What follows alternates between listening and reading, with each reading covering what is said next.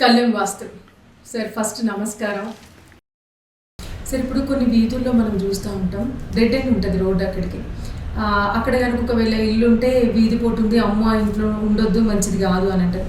అట్లా రోడ్డు అక్కడికి అంతమై చెడిపోటు ఉంటే ఏం జరుగుతుంది? అసలు ఏం నష్టాలు ఉంటాయి, ఎటువంటి నష్టాలు ఉంటాయి? అమ్మ, ఇప్పుడు దానికి ఎగ్జాంపుల్గా చెప్తాను మీకు ఒకటి.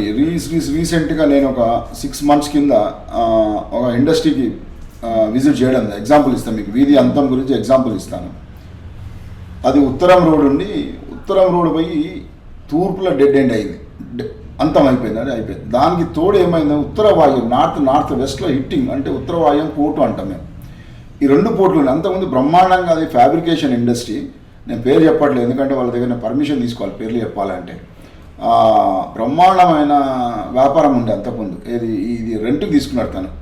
రెంట్ తీసుకున్న తర్వాత ఏమైంది అంటే, ఇందులో పోయిన తర్వాత బ్రహ్మాండమైన వ్యాపారము రోడ్డు మీదకి వచ్చిండు అతను. పాపం చాలా ఇబ్బందులు పడ్డాడు, చాలా అంటే ఇబ్బందులు పడ్డాడు. తర్వాత ఎవరో మన మిత్రుని ద్వారా నా దగ్గరికి నన్ను సంప్రదించడం జరిగింది. నేను పోయి చూసిన, ఇమ్మీడియట్గా కాల్ చేసేయండి, ఇది ఇబ్బంది అని. కొంచెం హాఫ్ పోర్షన్ ఎంబడే కాల్ చేయించడం వీలు కాకుండే. తర్వాత తనతో నేను ఈ 2-3 days కింద మాట్లాడినా. అంటే 9 months దాకా, సుమారు 9 months పట్టిందన్న నేను మొత్తం షిఫ్ట్ చేయడానికి. ఎప్పుడైతే షిఫ్ట్ చేసినో అక్కడ నుండి నా సలహా ప్రకారం షిఫ్ట్ అయింది ఆయన.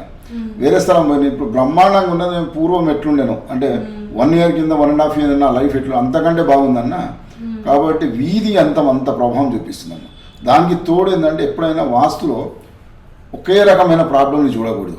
డెడ్ ఎండ్తో పాటు ఉత్తర వాయువు, ఉత్తర ఈశాన్యం డెడ్ ఎండ్, ఉత్తర వాయువు అంటే నీచపోటు, ఈ 2 ఉండడం వల్ల గర్భపోటు, నీచపోటు 2 కూడా తప్పేనమ్మా. అటు తూర్పు భాగ పోట్లు చాలా మంచివి, చాలా చెడ్డవి కూడా.